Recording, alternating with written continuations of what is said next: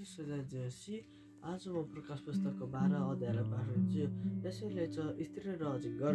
स्वर्गमा एउटा आश्चर्यजनक चिन्ह देखियो। सूर्य परिरहेकी एउटी स्त्री देखा परी जसको पाउमुनि चन्द्रमा थियो र त्यसले शिरमा 12 वटा ताराको मुकुट लगाएकी थिए।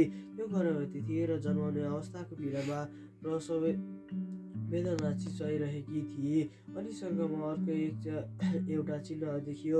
7 वटा शिर, 10 वटा सिङ र शिरमा 7 वटा मुकुट लगाएको एउटा ठुलो रातो अजिङ्गर देखा पर्यो। त्यसको पुच्छरले स्वर्गको 1/3 ताराहरूलाई सोरेर पृथ्वीमा फ्यालिदियो। बालक जन्मन साथ त्यसलाई लिलिहालु भनी त्यो अजिङ्गर बालक जन्माउन लागेकी स्त्रीको सामुन्ने खडा थियो। त्यस स्त्रीले सारा जातिलाई फलामको डन्डाले शासन गर्ने एउटा छोरा जन्माई। त्यसको बालक परमेश्वर कहाँ उठाएर उहाँको सिंहासनमा लगियो। त्यो चाहिँ उजाटी स्थानमा भागिए, जहाँ 1260 दिनसम्म त्यसको पालन पोषण होस् भनेर परमेश्वरले त्यसको लागि ठाउँ तयार राख्नु भएको थियो। अनि स्वर्गमा लडाइँ भयो।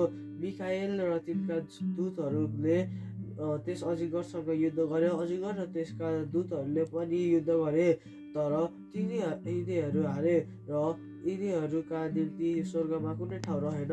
त्यो ठुलो अजिङ्गर तल फालियो, त्यो प्राचीन सर्प जो सारा संसारलाई बहकाउने दियाबलस वा शैतान हो, त्यो पृथ्वीमा फ्याँकियो र त्यसका दूतहरू त्यसका साथसाथै फ्याँकिए।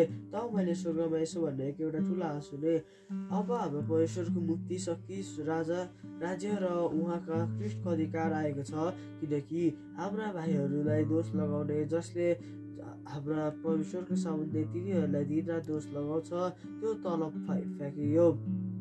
फ्याँकिएको छ। तिनीहरूले थुमाको रगत र आफ्नो गवाईको वचनको कारण त्यसलाई जितेका छन् र तिनीहरूले मृत्युसम्म पनि आफ्नो ज्यानको माया राखेनन्। यसकारण यस स्वर्गमा रहनेहरू, तिमीहरू रमाओ, तर पृथ्वी र समुद्रलाई धिक्कार छ, किनभने आफ्नो समयमा अल्प छ भनी थाहा पाएर दियाबलस ठुलो क्रोधसाथ तिमीहरू कहाँ तल आएको छ। तब त्यस अजिङ्गरले आफू पृथ्वीमा फ्याँकिएको देख्यो। तब त्यसले छोरा जन्माउने त्यस स्त्रीलाई खेद्यो, तर त्यस स्त्रीलाई त्यस सर्पको सम्मुखबाट उजाटी स्थानमा उडेर जाँदालाई ठुलो गरुडका 2 पखेटा दिए। त्यो पालन पोषणको निम्ति तयार गरिएको थियो।